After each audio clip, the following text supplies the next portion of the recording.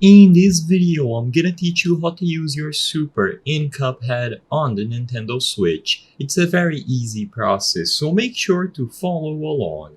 Charging and using your super on Cuphead on the Switch is extremely simple. So, when you get into any level or any boss in Cuphead, you will notice that at the bottom left corner of the screen, the more you attack the boss, the more you attack the enemies, or just passively, these cards will begin charging and showing up.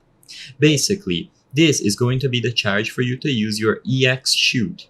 Now, if you charge 5 of these cards, which is going to be the maximum amount that you can have, you will be able to use your super. So to actually use your super, you need to save up these cards. Don't spend them on EX shots, and once you have 5 cards at the same time, by parrying objects, damaging enemies, you will be able to press A on your Nintendo Switch controller to use your super.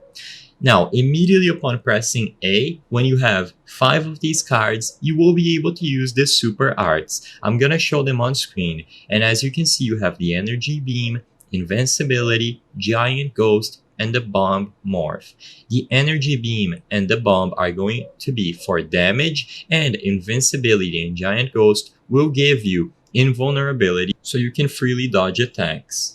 Now, if the A button is not working for you after you get 5 cards, go into the settings, controls, and make sure that the EX shoot button is set to A or whichever button you would like to use your super. As long as you press the button displayed there, you will be able to use your super in Cuphead for the Nintendo Switch. So make sure to charge those 5 cards by parrying objects, damaging enemies, and you will be able to use it on any stage to either do damage or get invulnerability.